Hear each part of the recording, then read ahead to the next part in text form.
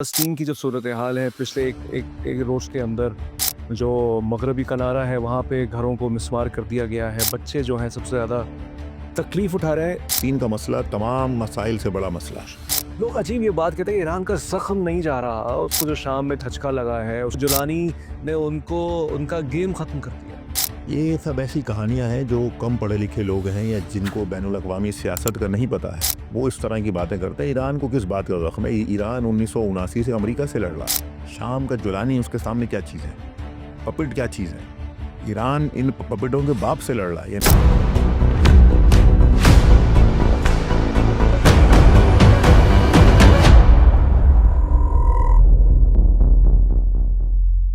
अस्सलाम वालेकुम, ज़ाविया की 12th एपिसोड के साथ तज़मीन जावेद हाज़िर है।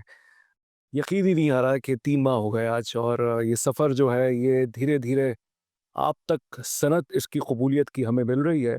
और जैसे मैंने हमेशा कहा कि ठीक है अभी बिलियंस में व्यूअरशिप नहीं गई है, लेकिन जितनी भी गई है, आप सुनते हैं गुफ्तगू डॉक्टर साबिर अबू मरियम साहब की, जो मेरे बहुत अच्छे दोस्त हैं, मेरे बहुत अच्छे भाई हैं, मेंटोर हैं बहुत सी चीज़ों के हवाले से, चीज़ें समझाते भी हैं बहुत से हवालों से। और एक अच्छे इंसान हैं, एक कॉज़ के साथ जुड़े हुए हैं, उनके साथ पॉडकास्ट करना मेरे लिए एक बाइस से शरफ़ बात है। और ये मैं इसलिए नहीं कह रहा कि मेरे सामने बैठे हुए हैं, ये हकीकत मैं बता रहा हूँ आपको। बहुत से कम लोग ऐसे होते हैं जो आपके काम आते हैं सही मानों में। तो ये डॉक्टर साबिर साहब का मेरे लिए काम आना ये है कि वो मुझे इल्म के हवाले से बहुत आगाही देते हैं, ख़ास तौर पे मशरिक़ वस्ता के हवाले से और बहुत से हवालों से। तो उनका एक तो शुक्रगुज़ार हूँ मैं। लेकिन आज जो हम पॉडकास्ट कर रहे हैं इंडिया-पाकिस्तान के मामलात आपको पूरा मीडिया बता रहा होगा, मुझे बताने की कोई ज़रूरत नहीं है। वो मेरे आप यूट्यूब चैनल पे देख लीजिएगा, वो थोड़ा बहुत मैं आपको बता दूँगा। थोड़ा बहुत तबसरा मैं साबिर साहब से ले लूँगा, ज़ाहिर बात है क्योंकि हमें भी अपने नंबर बढ़ाने हैं और पाकिस्तान ज़िंदाबाद के नारे हमें लगा रहे हैं। लेकिन इंशाअल्लाह जंग नहीं होगी, उसके कुछ वजूहात हैं। उसकी रीज़न ये है कि अमेरिका जो है उसने हरी झंडी जो है वो भारत को दिखा दी है। पाकिस्तान की मोहब्बत में नहीं, उसकी कुछ वजूहात हैं और पाकिस्तान का साथ अमेरिका को चाहिए फ़िलहाल। तो जंग तो नहीं हो रही और अभी तक अमेरिका ने हमारे बहुत ही प्यारे दोस्त हमारे प्रोड्यूसर साहब मीसम माबदी साहब ने भी ये बात कहीं लिखी कि जब तक अमेरिका अपने शहरियों को ये नहीं कह देता कि वो मुल्क ना छोड़ें, तब तक जो है वो आप समझ जाइए पैटर्न कि कोई जंग का इतना खतरा नहीं है, जो कि बहुत खुलासा उन्होंने कर दिया। लेकिन इस वक़्त सूरत-ए-हाल ये है, शर्म से डूबने का मकाम है और कि 2 मार्च से आज ये 2 मई हो चुका है जब हम ये रिकॉर्ड कर रहे हैं और 2 माह से इस वक़्त एड की सप्लाई जो है, वो बंद है फ़लस्तीनियों के लिए और वो भूख से जो है उनका बुरा हाल हो चुका है। बुरा हाल तो बहुत ही कम लफ़्ज़ है, उसकी शिद्दत इस बात की तर्जुमानी नहीं कर सकती जो मैं कहना चाह रहा हूँ। भूख और अफ़लास इस वक़्त जो है वो फ़लस्तीन पर इसका गलबा है और ऐसा गलबा है कि शर्म आनी चाहिए उन मुसलमानों को और मुसलमानों को नहीं मुसलमान हुक्मरानों को कि जो अभी तक कोई जो है वो इस पर ऐसी बात नहीं कर पा रहे कि इसराइल को पाबंद करें। डोनाल्ड ट्रम्प ने कुछ कहा कि इसराइल को मैंने कहा कि यार अब थोड़े बहुत हालात ख़राब हो रहे हैं, तुम जो है बहाल कर दो। उसको थोड़ी-सी शर्म तो आई है अमेरिकी सदर को, लेकिन मुसलमान हुक्मरानों को एज़ सच शर्म सिर्फ़ मज़म्मतों से ज़्यादा नहीं आ रही है। और लेकिन एक खुदा का इंतकाम भी हुआ। बहुत से लोग कहेंगे आप ये क्या बात कर रहे हैं कि आप एक क्लाइमेट चेंज के मामलात को खुदा का इंतकाम कह रहे हैं? ऐसे तो बहुत से ऐसी मिसालें हैं कि आग लगती रहती है। मैं बोलूँगा अगर ये क्लाइमेट चेंज की वज़ह से भी हुआ है, फिर भी मैं इसको खुदा का इंतकाम बोलूँ क्योंकि एज़ अ मुसलमान हम सबका अकीदा यही है कि जो इल्लत जो होती है वो अल्लाह सुब्हानहू व तआला की वजह से ही होती है। ज़ाहिर बात है वो असबाब ऐसे पैदा करता है। इस वक़्त की इत्तला के मुताबिक यरूशलेम में लगने वाली आग जिसमें से मजबूर कर दिया गया बहुत से उनके शहरियों को दरबदर होने पर और उस वक़्त जो उनके बेसिस हैं मिलिट्री कैंप्स के, वो तक उसके यलगार में आए हैं, वो अभी तक बुझी नहीं है। यही खुदा का इंतकाम है। डॉक्टर साबिर साहब, खुदा का इंतकाम देखा आपने?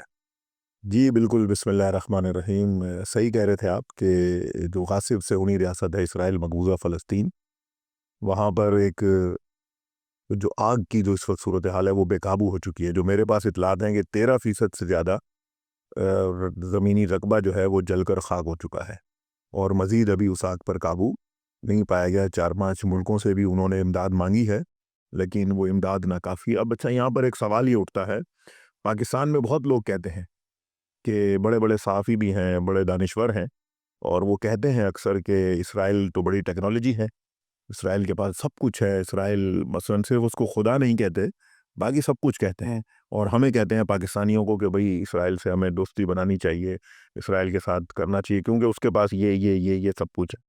आज वो टेक्नोलॉजी कहाँ है? हम तो कई मिसालें और भी देते रहे हैं, वो जंग के ज़माने में भी जब फ़लस्तीनी मुज़ाहमती गिरोहों की जंग हो रही है, मैं तो उसमें भी कहता रहा हूँ कि वो टेक्नोलॉजी कहाँ है। लेकिन आज एक मर्तबा फिर ये साबित हो गया है कि जब ये आग आई है, इसमें भी सारी की सारी उनकी टेक्नोलॉजी, सारी के सारे उनके वो दावे धरे के धरे रह गए, जिसके ऊपर हमें कुछ लोग ये कायल करने की पाकिस्तानियों को कोशिश करते हैं कि पाकिस्तान इसराइल के साथ दोस्ती कर ले, तस्लीम कर ले। तो ये हमें अब ये सारी चीज़ें वाज़ेह हो रही हैं कि एक तरफ ठीक है, ये कॉन्सेप्ट है, खुदा का अज़ाब है, बिल्कुल इसमें कोई शक नहीं है। जब आप इतना जुल्म करेंगे, इतना मासूम बच्चों का कत्लेआम करेंगे, आप भूख का हवाला दे रहे थे। कल मैंने एक रिपोर्ट पढ़ी है जिसमें 40 दिनों में, गुज़िश्ता 40 दिन में 1000 फ़लस्तीनी बच्चे जो है ना वो मारे गए हैं। उसमें कुछ बमबारी में शहीद हुए हैं और अक्सरियत उनकी भूख और प्यास की शिद्दत से मरी है। तो ये सारी चीज़ें जब आप करेंगे, तो आप समझते हैं कि क्या खुदा खामोश बैठा रहेगा? खुदा की लाठी बेआवाज़ है और इसमें कोई शक नहीं है। ये खुद यहूदियों का भी अकीदा है। बेशक। यहूदी भी इस बात को समझते हैं और जो एंटी ज़ायनिस्ट जो ज्यूज़ हैं, वो उसको इसी तरह से ताबीर कर रहे हैं। आप उनके सोशल अकाउंट्स पे देखें, वो भी इसको इन्हीं चीज़ों से ताबीर कर रहे हैं कि क्योंकि आपने ज़ुल्म की इंतहा कर दी है, सारी हदों को क्रॉस कर दिया है, तो बिलाखिर कोई ना कोई लाठी तो आपके सर पर पड़नी ही पड़नी थी। तो ये 2-3 पहलू इसमें से निकलते हैं। पहला ये कि ये जो टेक्नोलॉजी के आप हमें झांसे देते हैं और इसराइल से हमें करीब करने की बातें करते हैं, ये सब झूठ है, मक्कार और फरेबी है। ये कुछ नहीं है, खुद इसराइल अपना तहफ़्फ़ुज़ नहीं कर सकता, तो वो 4000-5000 किलोमीटर दूर पाकिस्तान के लिए क्या फ़ायदेमंद होगा, ये सब बकवास है। तो ये लोगों को समझ जाना चाहिए कि इसराइल के साथ लेकिन वही इसराइल का कुछ इस तरह की खबरें फैला रहा है कि हमास से करवाया है। देखिए, वो ये तो वही जहालत। ये तो इस तरह से है कि अगर चलें करवाया भी है तो अच्छी बात है। आपने भी तो किया है ना, आपने क्या छोड़ा है हमास को? आपने क्या फ़लस्तीनियों के साथ क्या किया है? पिछले 16 महीने में 70-65 हज़ार लोग आपने मार दिए हैं, पूरा गज़ा मलबे का ढेर बना दिया। अगर किसी ने ये प्लान करके कहीं आग लगाई है तो ये मुज़ाहमत है। बताएगा। ठीक है, अभी इसके कोई शवाहिद नहीं आए, हाँ, सही बात है। लेकिन अगर उनका ये क्लेम है तो ठीक है भाई, कोई बात नहीं। कोई बात नहीं। लेकिन ये बताइए कि इस वक़्त फ़लस्तीन की जो सूरत-ए-हाल है, पिछले एक एक एक रोज़ के अंदर जो मग़रबी किनारा है, वहाँ पे घरों को मिसमार कर दिया गया है। बच्चे जो हैं सबसे ज़्यादा तकलीफ़ उठा रहे हैं। साबिर साहब, बेशक हिंदुस्तान-पाकिस्तान का मामला है, सब पाकिस्तानी, हमें वो भी तो अफ़ेक्ट कर रहा है। लेकिन मेरे ख़्याल से ये ज़्यादा बड़ा मसला है फ़लस्तीन का। इसमें कोई शक ही नहीं है कि फ़लस्तीन का मसला तमाम मसाइल से बड़ा मसला है। जितने भी दुनिया के मसाइल हैं, उन सबसे बड़ा और अहम मसला फ़लस्तीन है। अगर फ़लस्तीन का मसला हल हो जाता है, तो आप यकीन जानिए कि सारे मसले खुद ब खुद हल होंगे।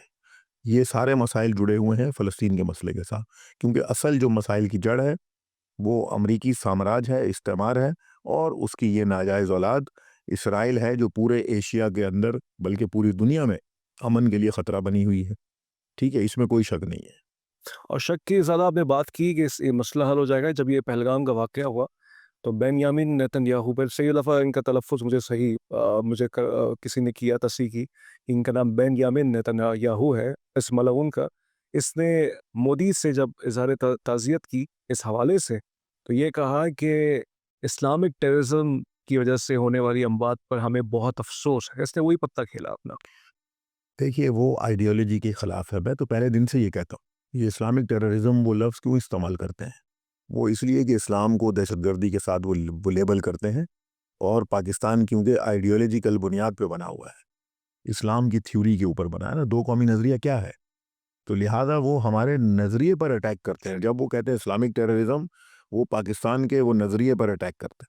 वो हिंदुस्तान से मोहब्बत नहीं कर रहे हैं, वो हमारे खिलाफ ये काम कर रहे हैं। जब वो इस तरह की बात करते हैं तो फिर ये बात खुद ब खुद हक बजानिब हो जाती है कि जो ये ड्रामा है पहलगाम, ये खुद इन आलमी ताकतों ने और ख़ास तौर पे इंडिया और इसराइल ने मिलकर किया है, ताकि पाकिस्तान को लेबल किया जाए, पाकिस्तान के खिलाफ नया महाज खड़ा किया जाए। और ये टर्मिनोलॉजी खुद इस बात का सबूत है, जो नेतन्याहू जैसा खबीस आदमी कह रहा है कि इस्लामिक टेररिज्म, इस ये टर्मिनोलॉजी इस बात की गवाह है कि ये पहलगाम का जो वाक़या है, ये ड्रामा है, ये फॉल्स फ्लैग्स हैं, ये खुद इन्होंने किया है। और बिल्कुल इसमें बहुत से हवालों से नाज़रीन, सबसे आपको याद होगा एक पॉडकास्ट में हमने इस हवाले से डिस्कशन की थी कि हिंदुस्तानी जो हैं वो इतनी नफ़रत क्यों करते हैं फ़लस्तीनियों से। उसकी कुछ मैंने ताज़ा मिसालें इस वक़्त इंडिया में देखी है और आपके सामने से भी शायद वो वीडियो गुज़री हो कि एक ट्रेन स्टेशन पे खाकम बदाहन पाकिस्तान, बांग्लादेश और फ़लस्तीन के झंडे रखे हुए थे और लोग उसके ऊपर से गुज़र रहे थे। और ये भी एक थ्योरी क्रिएट कर दी गई है कि ये जो कश्मीर रेजिस्टेंस फ्रंट है, ये जो ग्रुप जिसने ये दावा किया, बाद में उन्होंने ये दावा वापस ले लिया कि इन्होंने पहलगाम का वाक़या किया, जो कि इंडिया की साजिश लगती है। बहरहाल ये सारे वो इस तरह के ग्रुप्स बनाते हैं। इन्होंने ये बात की इंडियन मीडिया ने कि ये हमास से मुतासिर थे ये, और ये जो पहलगाम वाक़या ये उसी तरह का है 7 अक्टूबर वाले वाक़ये की तरह। मैंने आपसे पहले भी कहा कि ये उसको लेबल करना चाहते हैं, उसको ख़राब करना चाहते हैं, जो असल चीज़ है ना। अब देखें हमास के साथ इसको जोड़ने का क्या, वो उसके क्या मकासद हो सकते हैं। नंबर एक कि वो हमास को दहशतगर्द करार देना चाहते हैं, हालांकि हमास तो दहशतगर्द नहीं है। मैंने आपको पहले भी कई मरतबा प्रोग्राम्स में कहा कि यूनाइटेड नेशन का चार्टर, जेनेवा कन्वेंशन, उसका प्रोटोकॉल 1, उसके रेजोल्यूशंस, वो सारे के सारे इस बात का ऐलान कर रहे हैं चीख चीख कर कि जब आपके घरों पर और आपकी ज़मीनों पर, आपके वतन पर कोई कब्ज़ा हो जाए, कोई कॉलोनियल आ जाए, तो मुसल्लह जद्दोजहद आपका ह्यूमन राइट्स बन जाता है, फंडामेंटल राइट बन जाता है कि उस मुसल्लह जद्दोजहद के ज़रिए आप क्या अचीव करें, क्या हासिल करें, self determination, right of self determination. तो ये तो हमास की जो जद्दोजहद है वो तो भाई बिल्कुल कानूनी है और इंटरनेशनल लॉज के अंदर है। तो अब ये कह रहे हैं कि हमास से मुतासिर होके किया, हमास से मुतासिर होके अगर करते तो वो उधर ही जाके करते, वो गासिब इसराइल के खिलाफ करते। हमास कभी इस तरह वो आम लोगों को तो नहीं मारती है, ठीक है ना, वो कभी भी ऐसा नहीं हुआ। लिहाजा ये इस तरह की बातें करके ये समझते हैं कि ये जो है ना वो अमेरिका और इसराइल और इनको वो खुश कर लेते हैं, और ये इनकी बुनियादी कोशिश होती है कि आपकी जो सही चीज़ है उसको हिट करना और उसके खिलाफ एक माहौल क्रिएट करना। तो ये उन्होंने माहौल क्रिएट करने की कोशिश की है, जिसमें वो फेल हो गए हैं। ये जो वाक़या है, ये जो हादसा है, ये सारे का सारा खुद हिंदुस्तान के अंदर जो पैदा हो रही है, जो शिद्दत पसंदी, जो आरएसएस की जो आइडियोलॉजी है, जो थ्योरी है, जो उनका फ़लसफ़ा है, ये उसका ख़मियाज़ा है कि जिस शिद्दत को उन्होंने परवान चढ़ाया है, जिस बॉलीवुड के अंदर उन्होंने इस शिद्दत को परवान चढ़ाया, वो शिद्दत खुद उनके सामने वो निकल कर आ चुकी है। खुद उनके साथ अब उनको फ़ेस करना पड़ेगा। और ये तो मुझे तो ऐसा लग रहा है अभी, मुझे तो डर लग रहा है कि इस तरह के ये मज़ीद वाक़यात ना हो जाए वहाँ पर। क्योंकि ये तो वहाँ पर, क्योंकि हिंदू जो जो इंतहा पसंद आइडियोलॉजी है, वो तो किसी को काबिल रहम नहीं समझते। तो ये खुद उन्होंने नहीं, तो इस रास्ते में कुछ आपने जब ये सारे वाक़यात चल रहे हैं, कोई इंडियन मीडिया देखा आपने? कुछ देखने का शौक हुआ? 1-2 दफ़ा मैंने देखा है, क्योंकि अच्छा। मैं इसलिए नहीं देखता हूँ कि वो ज़ाहिर है वहाँ पर एक बहुत ही, जिसको कहना चाहिए कि गैर हकीकी, और बिल्कुल जिसको कहना चाहिए कि हालात और वाक़यात से हटकर बातें हैं, सिर्फ़ तमाशा है। तो मैंने 2-3 मरतबा देखा, और मैंने अपने व्लॉग्स में भी हिंदुस्तान के अवाम से भी अपील की। मैंने कहा कि भाई अपने मीडिया से जान छुड़ाओ। ये असल में तो जंग ये लगवाना चाहता है, इसने आपको नफ़सियाती मरीज़ बना के रखा हुआ है। जंग नफ्सियात मरीज़ है वो। जंग होनी नहीं है, लेकिन ये आपका मीडिया आपको नफ़सियाती मरीज़ बना रहा है। जबकि इस मर्तबा ये जो इंसिडेंट था, इसमें पाकिस्तानी मीडिया का किरदार इस वजह से अच्छा रहा कि उन्होंने बहरान के ऊपर पानी डालने की कोशिश की। वरना हमेशा यहाँ भी यही हुआ है कि कोई बहरान आ जाए तो वो भी उस पे जलती पे तेल का काम छिड़कने वाले बहुत होते हैं। लेकिन इस मर्तबा बड़ा होशमंदी से और बड़ा यूजुअली, और मैं इसकी तारीफ़ कर से तामुल से काम किया पाकिस्तान ने, स्टेक होल्डर्स ने, जो तारीफ बनती है। देखिए, कौमी पॉलिसी साबिर साहब कोई भी हो, 2019 में इमरान खान साहब की हुकूमत हो या 2025 में, गालिबन इस मौके पे सियासत नहीं करनी चाहिए, और हुकूमत का जो भी पॉइंट ऑफ व्यू है, जो भी ये वतन है तो सब है। ये वतन रहेगा तो इमरान खान भी रहेगा, नवाज शरीफ साहब भी रहेंगे, सारे रहेंगे। अगर ये वतन ही नहीं होगा तो फिर कौन रहेगा? तो पहला पहला काम तो हम सबकी ड्यूटी ये है कि अपने इस मादर वतन को तहफ़्फ़ुज़ ये करें। हिंदुस्तान की वजह से और पाकिस्तान की वजह से आपने एक अपनी लपुशाई की, बहुत शुक्रिया आपका। साबिर साहब, आ जाते हैं फ़लस्तीन की तरफ। फ़लस्तीन में इस वक़्त, जैसे पहले मैंने हवाला दिया कि भूख के मसाइल हैं, और मतलब आखिरी सतह पे जेनोसाइड हो रहा है, मतलब एक नस्ल कुशी नाज़िल हो चुकी है फ़लस्तीन के अंदर। अब कोई भी इससे अगर आखिर चुराए तो, और यहाँ तक है, मेरे ख़्याल से किसी ने कहा है कि लाइव नस्ल कुशी, होलोकॉस्ट। लाइव होलोकॉस्ट हो रहा है। बिल्कुल साबिर साहब, अब क्या है इसके बाद? मतलब क्या करें? मतलब किसी मसीहा का इंतज़ार करें, मुसलमानों के अकीदे के हिसाब से इमाम मेहदी का इंतज़ार करें, क्या आप कर रहे हैं? इसमें देखिए, पहली बात ये है कि जो गासिब सेहूनी हुकूमत है इसराइल, उनके एक वज़ीर हैं स्मोट्रिच।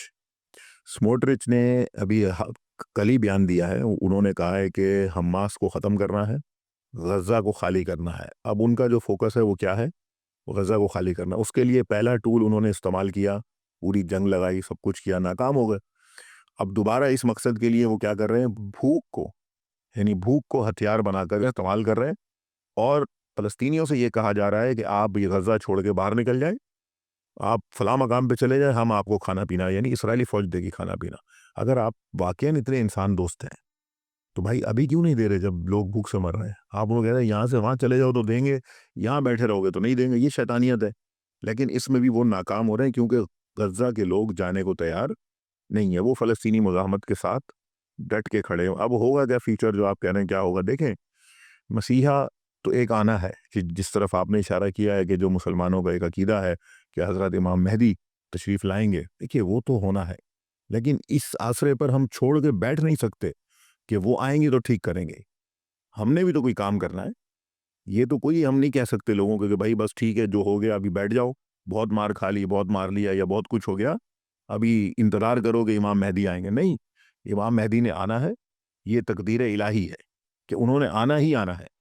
लेकिन हम ये नहीं कह सकते कि बस हम तो बैठे हुए हैं बेबस, अब उनको आने दो वो करेंगे। नहीं, उनके आने तक उस रास्ते को बनाना है। वो रास्ता फ़लस्तीनी बना रहे हैं, वो डटे हुए हैं। वो भूख के सामने भी डटे हुए हैं, प्यास के सामने भी डटे हुए हैं, गोलियों के सामने, टैंकों के सामने, हर चीज़ के सामने डटे हैं। अब हम क्या करें? हम उनको स्ट्रेंथन करें अपने जज़्बे के साथ, अपने अखलाक के साथ, अपनी सियासत के साथ, अपनी सफारतकारी के साथ, अपने माल के साथ, हर उस चीज़ के साथ जिससे उनको सपोर्ट मिल सकती है, हम उनको सपोर्ट करें और फिर उस रास्ते तक जाएँ कि जब इमाम मेहदी आ जाएँ। सिर्फ़ ये सोचकर बैठ जाएँ कि इमाम मेहदी आएँगे तो वही अब ठीक करेंगे, नहीं। लेकिन फिर ये बताइए, हमास फिर जंगबंदी की बात क्यों कर रहा है? ये 5 साल के लिए जंग बंद कर लेते हैं।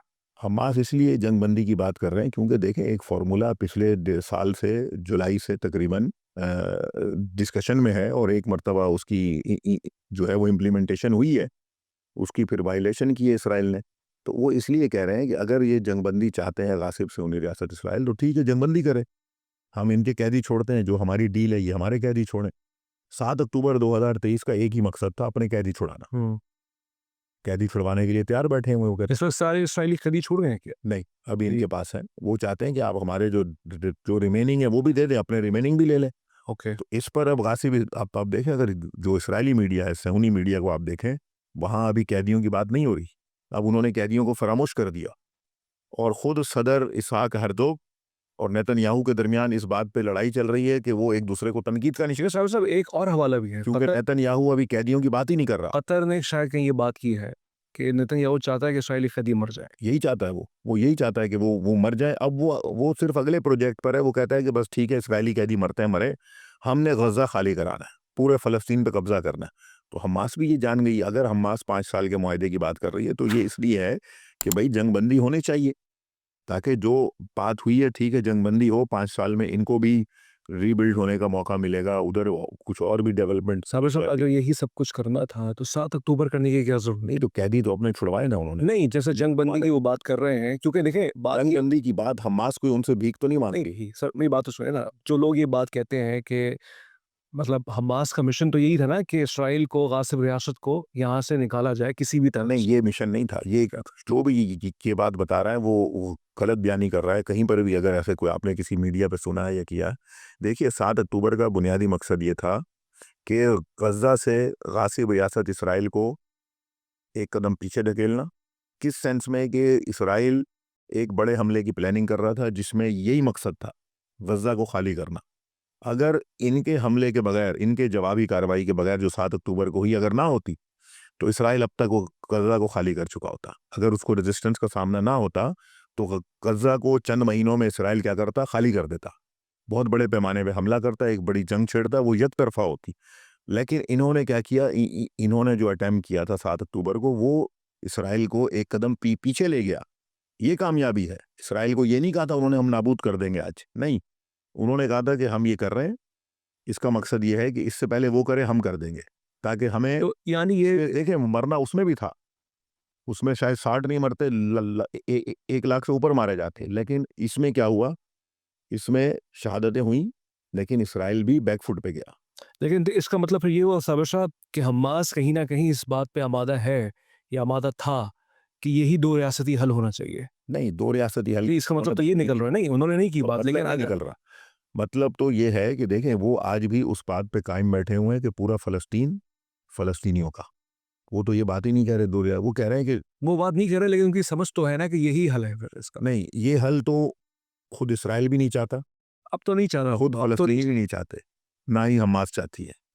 एक ज़माने तक ये बात थी कि 67 के बॉर्डर्स तक मामलात हो जाए, लेकिन क्योंकि ये तजुर्बात में बात आ चुकी है कि मुज़ाकरात और इस तरह की डील्स बेमाना है, तो लिहाजा हमास का कोई ऐसा मौक़िफ़ नहीं है, ना ही इसका ये मतलब है जंगबंदी का। जंगबंदी का एक सादा सा मौक़िफ़ है कि क्योंकि दुश्मन भी जंगबंदी चाहता है, वो भी अपने कैदियों को लेना चाहता है, और हमारा भी वन पॉइंट एजेंडा है कि हमारे कैदी दो, और गज़ा में जो आपने चौकियाँ बना रखी हैं यहाँ से बाहर निकलो, और ये हो गया है। ये सबसे बड़ी कामयाबी है कि ये जो डील हुई थी अभी लास्ट 4 महीने पहले, उसमें ये हो गया था और सारी शराइत मान ली गई थी, और ये लंबे मुज़ाकरात के बाद मानी गई थी। इसराइल ने घुटने टेक दिए थे, लेकिन इसराइल को बाद में ये एहसास हो गया कि ये तो हर कदम पे हमसे आगे बढ़ते जा रहे हैं। जिस तरह उन्होंने मीडिया मैनेजमेंट की, जिस तरह उन्होंने कैदियों के ट्रांसफ़र की मैनेजमेंट की, वो सारे इकदामात किए, उसने पूरी दुनिया को हिला के रख दिया। तो इसराइल बौखला गया। इसराइल ने कहा कि ये तो और ताकतवर हो जाएंगे, और उसके बौखलाने से फ़र्क नहीं पड़ता। मुज़ाहमत ताकतवर थी, है और मज़ीद ताकतवर हो रही है। कोई ये समझता है कि इस जंग में और इस हंगामे में और इस तोड़-फोड़ में, इस बर्बादी में मुज़ाहमत ख़त्म हो गई है, तो ऐसा नहीं है। मुज़ाहमत इन दिनों में भी मज़ीद ताकतवर हो रही है। ठीक है साहब साहब, ये बहुत से हवालों से फ़लस्तीन पे बात हो गई है। अल्लाह करे ये मसला हल हो, दुआ तो यही है। मसला नहीं है ये इंसानी ह्यूमैनिटेरियन इशू है, और ह्यूमैनिटेरियन इशू के लिए से इम्पोर्टेंट ये है कि we all need to remain emotional and pray for our Palestinian brothers, and we will always do that. As a journalist and as a citizen of Pakistan, I will always support Palestine, और उसके लिए जो भी कीमत अदा करनी पड़े। ये पहले डर था, लेकिन साबिर साहब के साथ रह के ये खौफ जो है ये थोड़ा-सा कम हुआ। साबिर साहब आ जाते हैं शाम के ऊपर। Ahmed Sharaa Julani, the sexiest president of Syria. बहुत से लोग कहेंगे फिर से कि यार नॉन सिविलाइज्ड गुफ्तगू कर दी आपने। भाई नॉन सिविलाइज्ड गुफ्तगू नहीं है, he is becoming very sexy by the way, और उनकी दाढ़ी जो है वो ट्रिम भी हो गई है। लेकिन यार ये अजीब बात है, ये यूएस कांग्रेसमैन मिला इनसे, कॉरी मिल्स, ये वही है, ट्रम्प का बहुत करीबी साथी है, और इत्तला के मुताबिक अ, जुलानी साहब ने यूएस कांग्रेसमैन कॉरी मिल्स को ये कहा है, जो कॉरी मिल्स साहब ने कोट किया है, ट्रम्प के बहुत करीबी साथी कांग्रेसमैन, रिपब्लिकन है ये, कि he is all willing to recognise Israel under the framework of Abraham accord. ना सिर्फ देखिए कि जो जुलानी है, बल्कि उसको ये समझना चाहिए कि पहले तो कि वो एक अमरीकी पपेट है, और वो इसराइल के मफादात के लिए शाम के ऊपर बैठा हुआ है और इसराइली मफादात का तहफ़्फ़ुज़ कर रहा है। कॉरी मिल्स ने जो बात की है, ज़ाहिर है उसने जो है वो मुलाकात की है, और मुलाकात का खुलासा उसने बयान किया है। टाइम मैगज़ीन जो है, न्यूयॉर्क टाइम्स मैगज़ीन, जो ख़ुद अमेरिका से शादी होता है, उसमें डोनाल्ड ट्रंप के हवाले से ये रिपोर्ट जारी की गई है कि डोनाल्ड ट्रंप ने इस बात का इंकशाफ किया है, कहीं पर तकरीर करते हुए कहा है कि सऊदी अरब और शाम बहुत जल्द इब्राहिमी मुआहिदे में आ जाएगी। ठीक है। सऊदी अरब के लिए जो उन्होंने कहा है, लफ्ज़ इस्तेमाल किया है, कहा है कि वो इब्राहिमी मुआहिदे में वापस आ जाएगा। हाँ, ये तो वापस से मुराद ये है कि अब देखिए कि यहाँ एक नुक्ता ये भी मिलता है इस वापस के लफ्ज़ पर, कि जो 7 अक्टूबर का तूफ़ान अक्सा है, वो इस बात की गारंटी था, या वो इस बात का ऐलान कर रहा है कि सऊदी अरब मजबूर हुआ कि इब्राहिमी मुआहिदे में जाने से पीछे हटे। इसका मतलब कि वो कामयाब ऑपरेशन था, और अभी भी कामयाब जा रहा है। ये एक उसकी दलील और समझ में आती है डोनाल्ड ट्रंप के एतराफ़ के बाद। दूसरी बात यह है कि हम उससे जुलानी से क्या उम्मीदें रख रहे हैं? हमें क्या उम्मीदें हैं उससे? जिसने शाम को तोड़ दिया आकर, जिसने शाम में अफरा-तफरी फैला दी है, जिसने शाम में इसराइल के लिए पैसेज क्रिएट किया है, जिसने शाम की तमाम तर फ़ौजी तनसीबात की तबाही पर खामोशी इख्तियार की है, सही। शाम को मफलूज कर दिया है। वो एक पपेट है, शाम को उसने टुकड़े किए हैं। पहले उसका जो बैकग्राउंड था वो दहशतगर्दी पर है। उसकी जो मैंने पहले भी बात की है कि मसलन ये खुद कौन है? इसका शजरा क्या है? इसका वो नस्ब क्या है? इसका ख़ानदान क्या है? ये दहशतगर्द था, और ये द द द दहशतगर्दी से क्या है मतलब आपका? शजरा है कि कोई मारूफ ख़ानदान नहीं है। कोई होता है ना कि भई कोई ख़ानदान है, कोई मारूफ, लावलद है क्या? यहाँ तालीम हासिल की, वहाँ वहाँ लावलद तो नहीं, बलद तो हो चुका है, वो तो मौजूद है, वो बाप का पता है? एग्ज़िस्ट कर रहा है। कोई भी होगा, हमें नहीं पता नहीं, बहुत से लोग कहते हैं उनके अब्बा बहुत बड़े अरब कौम परस्त थे। कौम परस्त होंगे। किताबें लिखी है उन्होंने। कौम परस्तों ने क्या किया है? जो अरब कौम परस्तों ने तो फ़लस्तीन को बेड़ा गर्क किया है। जो और मौजूदा सियासत में ये पता हो कि मेरा खानदान कौन सा है, कौन सा नहीं, कौन सी ऐसी बात नहीं, मॉस्को की। ये ज़रूरी है कि जिस जगह पे आप हुक्मरानी कर रहे हो, आपका क्रेडिबिलिटी हो। ये तो नहीं कि कोई राह चलता आए और आकर जो है ना यहाँ पर आके पाकिस्तान पे हुक्मरानी शुरू कर दे। ये कैसे होगा? जो अरब कौम परस्तों की हम बात कर रहे थे, तो अरब कौम परस्तों की तो एक बड़ी तारीख है। कि उन्होंने फ़लस्तीन को बेचा है। फ़लस्तीन इसीलिए हाथ से गया कि सल्तनत उस्मानिया के ख़िलाफ़ उन्होंने तहरीक चलाई और फ़लस्तीन हाथ से गया। तो अरब कौम परस्त किसी का बेटा होना कोई इतने इफ्तिखार की बात तो नहीं, वो तो गद्दार थे। तो बहरहाल इस डिबेट में नहीं जाए, आप ये देखें कि वो एक पपेट है सादा सा, जिसकी ट्रेनिंग CIA ने की है, जो दहशतगर्द था, पहले उसने कत्लेआम किया है, मासूम इंसानों का कत्ल किया। अब वो एक सूट बूट पहनकर दाढ़ी छोटी करके उसको टाई वाई लगाकर उन्होंने बना दिया है, उससे मिल रहे हैं। लेकिन आप देखें उसके सर पर $50 मिलियन की जो है ना वो बाउंटी है, और यही अमरीकी इसराइली मार देंगे उसे अनकरीब। और अभी कल ही की बात है कि 400 मीटर दूर उसके महल के करीब इसराइल ने हमला किया। वो द्रोजियों को मार रहा है ना। बिल्कुल, वो मैसेज दिया उन्होंने कि अगर तुम जो है ना दमिश्क के जनूब में किसी भी किस्म की कोई अगर वो मुसल्लह एक्टिविटी मिलेगी जहां पर इसराइली फौजें बैठी हैं, तो मारेंगे हम आपको। जी क्या करेंगे? अच्छा, जुलानी के पास क्या है? सही। कोई डिफेंस सिस्टम नहीं है, कोई फौज नहीं है, कुछ नहीं है, सब बर्बाद कर दिया गया। इसराइल ने तबाह कर दिया है, ये बैठ के तमाशे देखता रहा है। ये इसी में खुश है कि इसको उन्होंने वो अपने सूट बूट पहनाकर 2 CIA के ब्लैक वाटर और इस तरह के लोगों को वहां लगाकर लेकिन सालों साहब बात ये, बहुत से लोग यहाँ एक बात कहते हैं, बेशक आप ईरान की तर्जुमानी तो नहीं करते, लेकिन लोग अजीब ये बात कहते हैं ईरान का जख्म नहीं जा रहा, उसको जो शाम में धचका लगा है, उसकी सप्लाई लाइन टूट गई है और ईरान जो है उसके मफादात ख़त्म हो गए हैं, वो जुलानी ने उनको उनका गेम ख़त्म कर दिया है। ये सब ऐसी कहानियां हैं जो कम पढ़े लिखे लोग हैं या जिनको बैनुल अक़वामी सियासत का नहीं पता है, वो इस तरह की बातें करते हैं। ईरान को किस बात का ज़ख्म है? ईरान 1979 से अमेरिका से लड़ रहा। शाम का जुलानी उसके सामने क्या चीज़ है? पपेट क्या चीज़ है?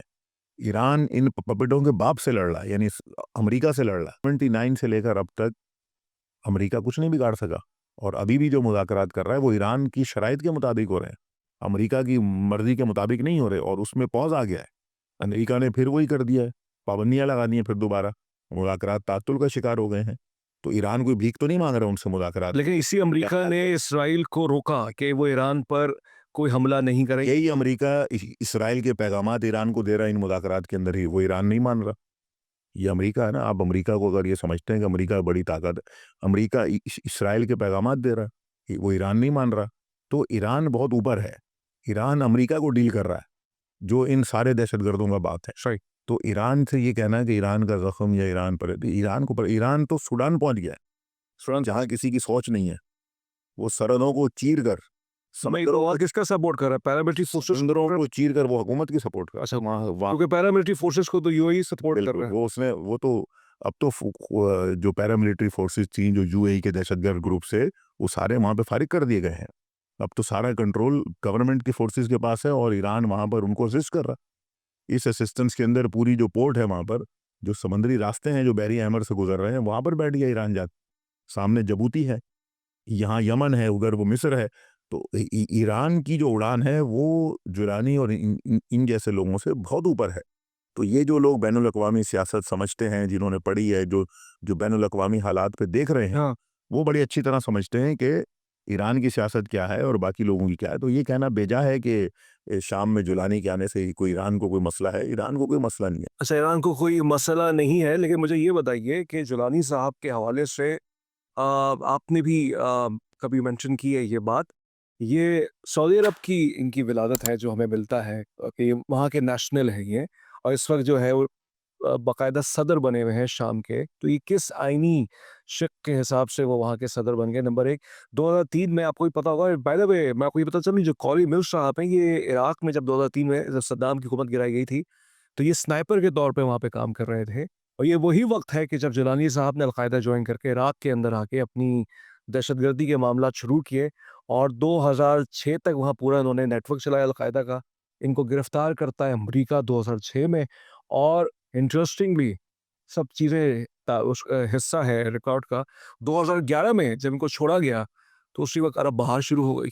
अरब बहार शुरू नहीं हुई, उस वक्त दाइश बनी। दाइश सीरिया में गई 2011 में, और मैंने इस पर कई आर्टिकल्स लिखे हैं जो रोज़नामा एक्सप्रेस में पब्लिश हैं कि की जेलों में पलने वाले जो दहशतगर्द थे जिन्हें गिरफ्तार किया, उसमें एक एक जो है ये अबू बकर बगदादी भी था जिसने दाइश की कमांड की। सही। वो था, ये मोहम्मद अल जोलानी था, और बहुत सारे इस तरह के कई नाम हमें मिलते हैं जो उस वक्त इराक की जेलों में अमेरिका के पास थे। वो बाउनवाने कैद में नहीं थे। बाउनवाने ये नहीं था कि उनको सजाएं दी गई थी या उनको कैद करके उनके ऊपर जो है ना, उनको दुनिया को उनसे वो बचाया जा रहा था, नहीं। CIA उनकी ट्रेनिंग कर रही थी, उनको मज़ीद निखार रही थी दहशतगर्दी के मामलात में और सही वक्त का इंतज़ार कर रही थी कि कहाँ उनको लॉन्च किया जाए। जब वक्त आया 2011 में, उन्होंने उनको सीरिया में लॉन्च किया। सही। इनको भी भेजा, अबू बकर बगदादी को भी भेजा और भी बहुत सारे लोग भेजे और उन्होंने आकर आपके सामने क्या कुछ किया दाइश में। फिर जब दाइश का खात्मा शाम में होने लगा तो वो भाग के इराक आ गए।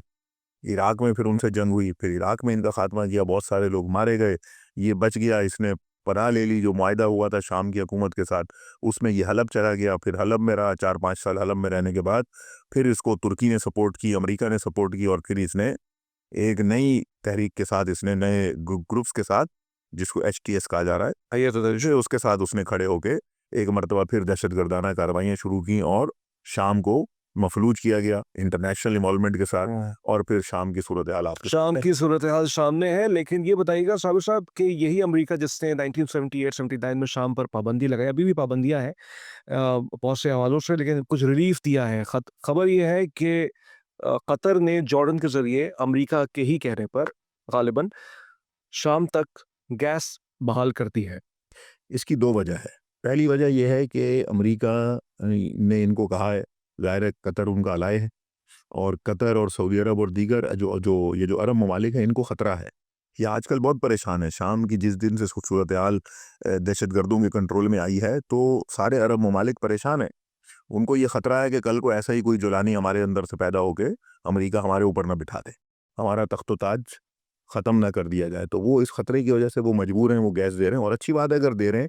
शामी आवाम को अगर गैस मिलती है, देखें सवाल यह है कि बशार अल असद रहे या जुलानी रहे, आवाम को अगर रिलीफ मिल रहा है तो ये बहुत अच्छी बात है, जो कि 78 से लेकर अब तक अमरीकियों ने वहाँ पे नहीं होने अच्छी बात। जुल्म किया। अगर अब ये रिलीफ किसी बहाने से आवाम को मिल रहा है तो अच्छा है, ये मिलना चाहिए। लेकिन दूसरी बात यह है कि अब आधे से ज़्यादा जो जो शाम है वो इसराइल के कब्जे में है, तो गैस और ये सारी चीज़ें भी आएंगी तो वो फैसिलिटेट होंगे ना, वो तो अपने लिए मंगवा रहे हैं। सही सही। लेकिन लेकिन अब ये सवाल पैदा होता है साबिर साहब, बहुत से लोग कहते हैं कि शामी खुश नहीं है इस हुकूमत के अंदर। अक्सरियत खुश नहीं है। अक्सरियत की बात करते हैं, लेकिन ये जो अल जजीरा है सूरिया का, सीरिया का, शाम का, वो ऐसी ऐसी तस्वीरें दिखाता है कि लोग खुश हैं, वहाँ पे कबूल कर रहे हैं उसको। अल जज़ीरा का काम ही यही है। अल जज़ीरा ने पहले फ़लस्तीन कॉज़ के अंदर अपने आप को इस्टेब्लिश किया, फ़लस्तीन की खबरें दिखाकर आम आवाम को बेवकूफ़ बनाया। जब बेवकूफ़ बन गई आवाम तो अल जज़ीरा ने ये नहीं दिखाया कि कतर के अपने पायलट्स इसराइली पायलट्स के साथ फ़ौजी मशक़ें कर रहे थे कि वो पायलट जो हमारे बच्चों के कातिल हैं, वो जंगी जहाज़ जिनको उड़ाकर हमारे बच्चों पर बमबारी की गई, उनके अंदर कतर के पायलट्स बैठकर इसराइली पायलट्स के साथ वो मुश्तरका ट्रेनिंग कर रहे थे, मुश्तरका फ़ौजी मशक़ें कर रहे थे। तो अल जज़ीरा ने ये ख़बर तो नहीं दिखाई, ठीक है? तो अल जज़ीरा ने अपने आप को फ़लस्तीन के अंदर इस्तेमाल किया, फ़लस्तीन कॉज़ को। उसको इस्तेमाल करने के बाद उसने अपने आप को एक ब्रांड बनाया वहाँ पे। अब ब्रांड बना के अब जो भी चीज़ दिखाएगा एक आम ज़हन उसको तस्लीम करेगा, जबकि वो हकीकत का एक ही रुख दिखाता है। हकीकत का दूसरा रुख जो कि दुरुस्त वाला है वो उसको दिखाने से गुरेज़ करता है और ये पूरी दुनिया का मीडिया यही करता है। CNN, BBC कभी आपको ऐसी खबर वो नहीं दिखाएँगे जिससे उनके बहरान और उनकी कमज़ोरी ज़ाहिर हो। लेकिन साबिर साहब ठीक है, ये तो आपका एक पॉइंट ऑफ व्यू है, एक हमारी ये हकीकत है, मेरा पॉइंट ऑफ नहीं से ठीक है, मैं इस वजह से एक और आपको एक पॉइंट ऑफ व्यू दे रहा हूँ ना। एक हमारी एक कोलीग हैं कनाडा में होती हैं, उन्होंने कहा कि जो शामी कनाडा के अंदर है और वो खुश है जुलानी के साथ, जुलानी हुकूमत से, और कहते हैं कि बशार के दौर में हमने बहुत सप्रेशन फेस किया है। तो देखिए मैं ये कहता हूँ कि बात ये है कि 100% तो हक बात तो कहीं कुछ हमें नहीं पता चल सकती है कि क्या सूरत हाल है, क्या मारूजी सूरत हाल है, क्या ग्राउंड रियलिटीज़ हैं। हम अपने बायसेस के तहत या अपनी कुछ नहीं, बहुत सी इन्फॉर्मेशन के बेसिस पे हम एक पॉइंट ऑफ व्यू बनाते हैं, अपना एक ओपिनियन बनाते हैं। लेकिन बात ये है कि मोस्टली साबिर साहब जो बाहर भी शामी रह रहे हैं, उन्होंने बाकायदा सेलिब्रेट किया था बशार अल-असद की हुकूमत को गिरने को। बिल्कुल किया होगा। बाहर कौन लोग रह रहे थे? जो वतन के गद्दार थे, जो पहले ही वतन की पीठ में छुरा घोंप कर भाग चुके थे, जो फैब्रिकेटेड वीडियो बनाते थे दाइश के ज़माने में। वो सब जनरलाइजेशन है। मैं आपको बता रहा हूँ, जनरलाइजेशन नहीं ना, वो लोग थे अक्सरियत जो माइग्रेट करके यूरोप चले गए थे मौके का फ़ायदा उठाकर, ठीक है? वहाँ जाकर फिर उन्होंने मुख्तलिफ जो इंटरनेशनल NGOs थी अमेरिका की और इनकी उनके साथ उनके लिंक्स सब पे सब ये वही माज़रत के साथ ये नहीं, वही आप ये नहीं वही ये वही पॉइंट ऑफ व्यू है, या वही ओपिनियन है कि जो यूरोप के अंदर फार राइट ग्रुप करता है इनके खिलाफ, ये इमिग्रेंट्स जो है ये हमारे मुल्क में कुछ बैठी हैं ये। बिल्कुल, मैं आपको बता रहा हूँ ना उस वक़्त हुआ क्या। आप दाइश के टाइम के आप हालात देखें, अगर आपने करीब से देखे हैं तो उस वक़्त क्या हुआ है।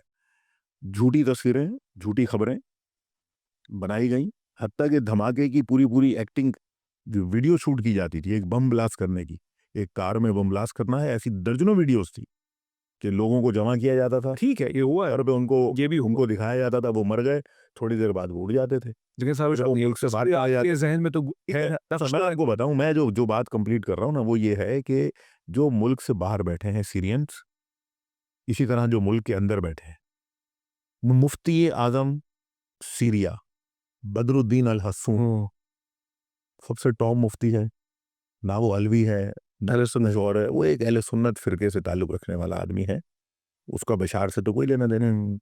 वो शाम की यूनिटी के लिए बशार के दौर में सरगर्म है, वो उस वक्त भी दाइश के ख़िलाफ़ है, आज भी दाइश के ख़िलाफ़ है, जुलानी की तरफ से आज उसके लिए मुसीबतें खड़ी की जा रही, क्यों?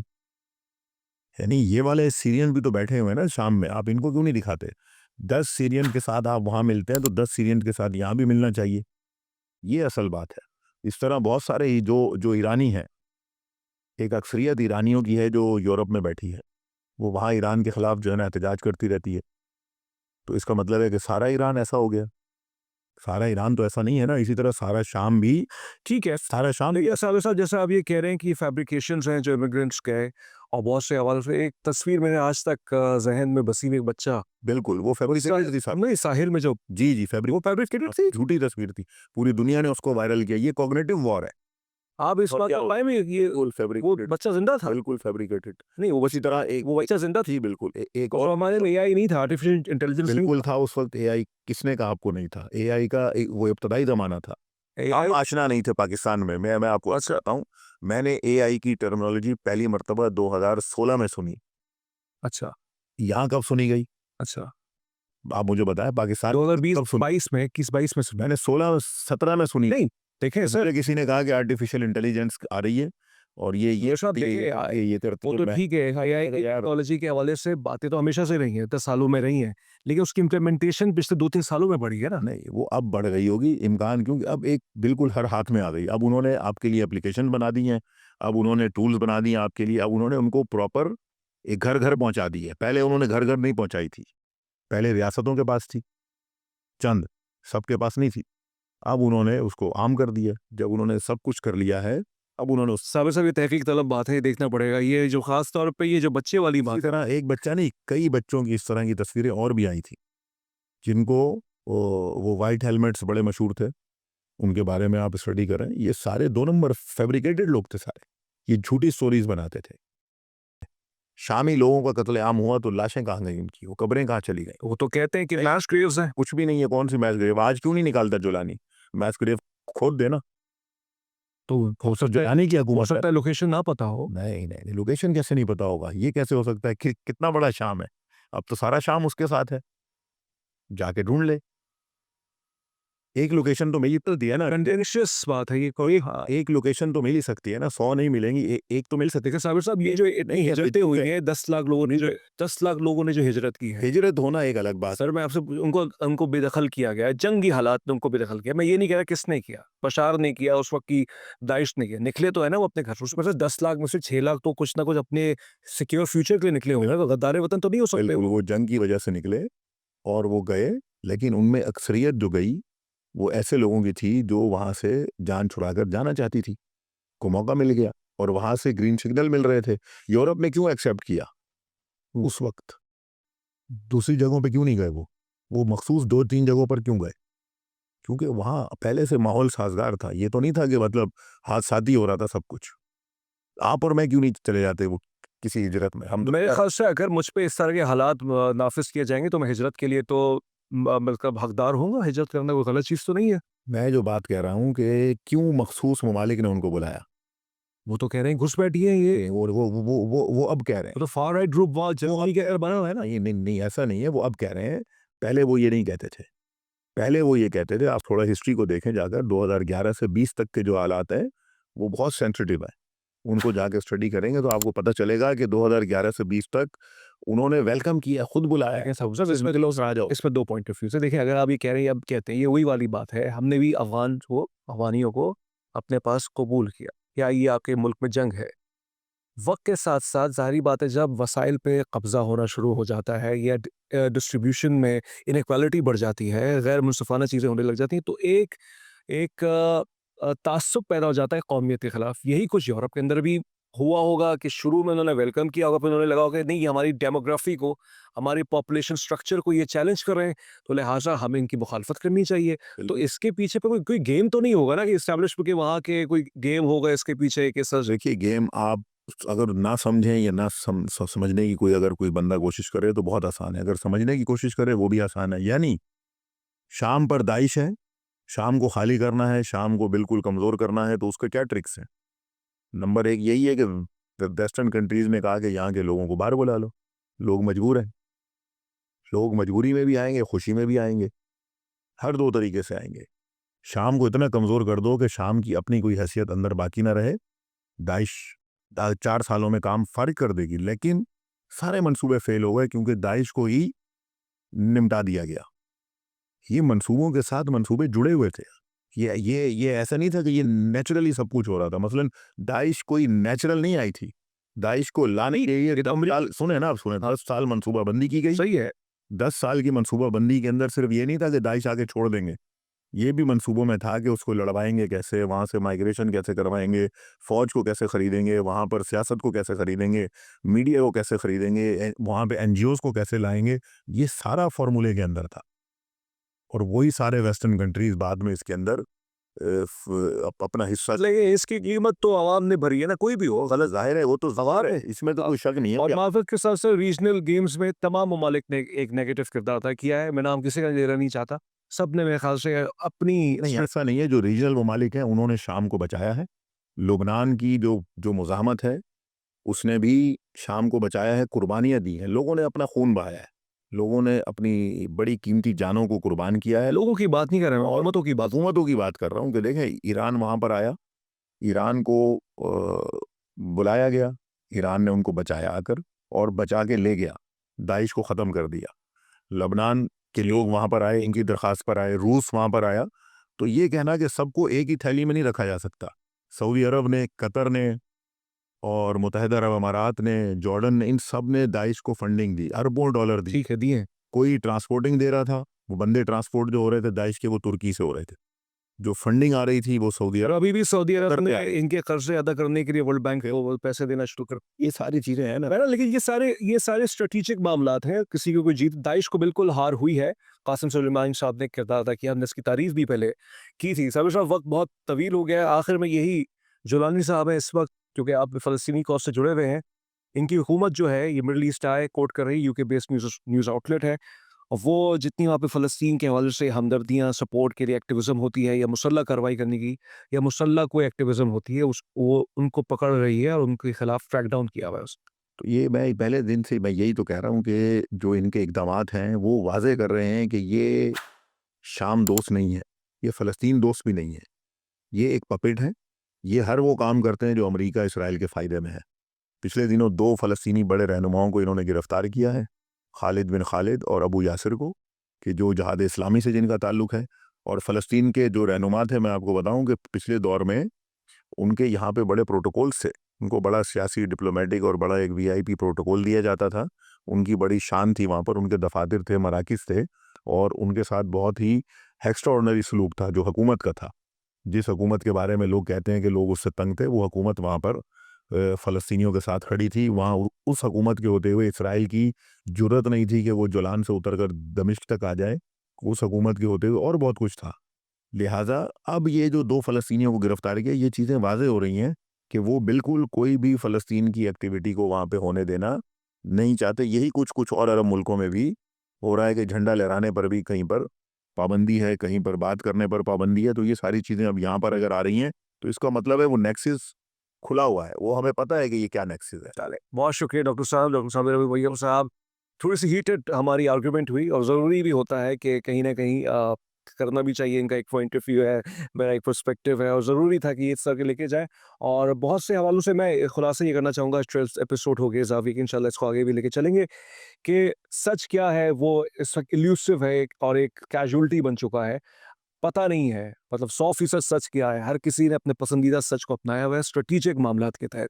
इंसान और ह्यूमैनिटी का मसला जहाँ हो, मेरे ख्याल से सच बोलने के लिए नेशनलिज्म या स्ट्रेटेजिक मामलात या कौमियात से बुलंद होकर हम सबको सोचना चाहिए और जो सच है उसको वैसे बयान किया जाए। लेकिन इतना कंट्रोल है मीडिया, इतना कंट्रोल सोशल मीडिया, इतना कंट्रोल ओपिनियन मेकिंग कि शायद आज के दौर में इसका मालूम करना बहुत मुश्किल हो जाएगा। तस्मीन जावेद को डॉक्टर साबिर अबू मरियम साहब के साथ, सेक्रेटरी पैलेस्टीनियन फाउंडेशन पाकिस्तान, इनके साथ हमने 12 पॉडकास्ट के लिए चला आगे भी करेंगे। मुझे इजाज़त दीजिए, अपना बहुत ख्याल रखिएगा।